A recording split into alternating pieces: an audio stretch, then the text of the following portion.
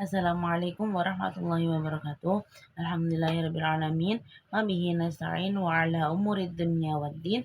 Sayyidina wa maulana Muhammadin wa ala alihi wa ashabihi lahum bi ihsan ila yaumiddin. Amin.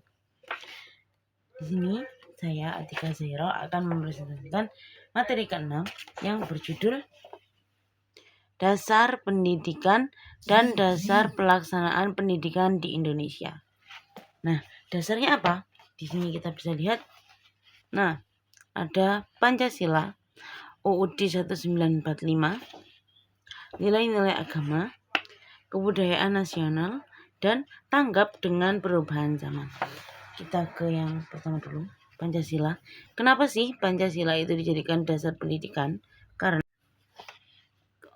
Pancasila dijadikan dasar pendidikan karena Pancasila mengandung nilai-nilai moral dan karakter yang penting untuk diwujudkan dalam kehidupan berbangsa dan juga bernegara.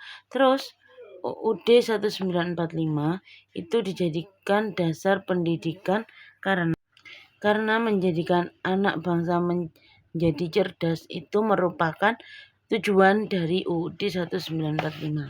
Terus nilai-nilai agama. Nilai-nilai agama yang dijadikan dasar itu seperti kedisiplinan, kejujuran, toleransi, saling tolong-menolong, dan lain sebagainya. Itu yang biasanya dijadikan dasar pendidikan. Nah, kebudayaan nasional itu ya seperti kebudayaan yang ada di Indonesia. Karena Indonesia kan memiliki banyak budaya. Nah, itulah yang budaya-budaya itulah yang akan dijadikan dasar pendidikan. Terus terakhir, tanggap dengan perkembangan zaman. Jadi pendidikan itu harus mengikuti perkembangan zaman. Jadi tidak mungkin dari zaman dulu hingga sekarang itu metode dan strategi yang digunakan itu sama, tapi pasti berbeda karena adanya perkembangan zaman. Terus kita beralih ke sini. Dasar pelaksanaannya. Dasar pelaksanaannya apa? Di sini ada wajib belajar 12 tahun. Jadi dari SD 6 tahun, SMP 3 tahun, dan SMA 3 tahun. Itu wajib. Terus kedua ada pendekatan, yang ketiga ada sistem zonasi. Sistem zonasi itu biasanya dalam jarak 1 kilometer atau beberapa meter yang sudah ditentukan sekolah, yang rumahnya dalam kawasan itu memiliki kesempatan lebih tinggi untuk diterima di sekolah itu. Nah, itu dimulai dari 2016 sampai sekarang. Nah, kita lanjut ke contoh dasar pelaksana. Yang pertama, peningkatan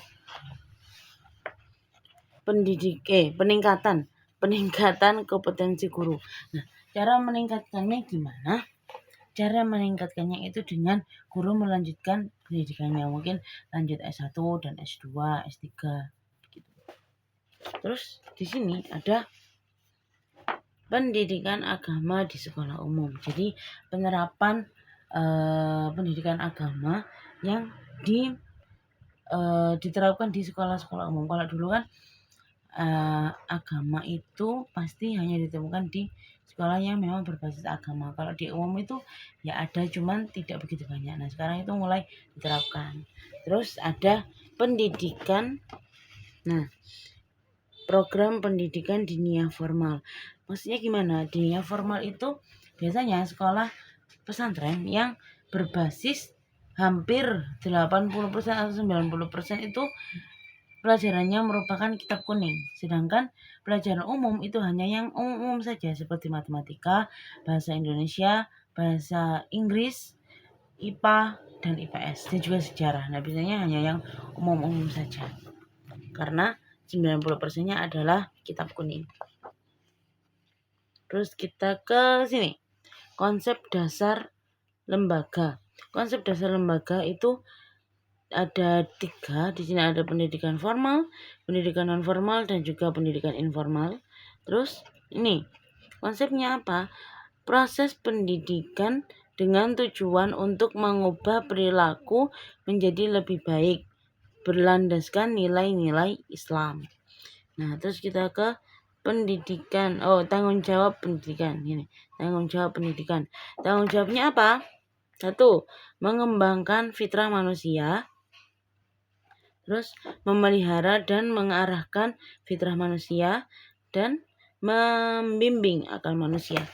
Jadi pendidikan itu pasti akan mengarah dan mengembangkan dan membimbing akal kita, fitrah kita. Karena jika tidak diarahkan, jika tidak dibimbing, maka dia akan nyasar atau salah alamat. Dia akan berkembang liar tanpa adanya pengarahan yang betul. Terus kita lanjut ke sini, persamaan dan perbedaan. Persamaan dan perbedaan antara dasar pendidikan dan dasar pelaksanaan itu di sini. Persamaannya merupakan menjadikan manusia berakhlak mulia. Jadi keduanya sama-sama bertujuan untuk menjadikan manusia menjadi manusia yang berakhlak mulia. Terus perbedaannya itu ada di lembaga. Oke, sini bisa dicermati lagi. Ternak-ternak si ikan teri diternak dalam kolam. Karena telah sampai di penghujung materi, ku akhiri dengan salam. Assalamualaikum warahmatullahi taala wabarakatuh.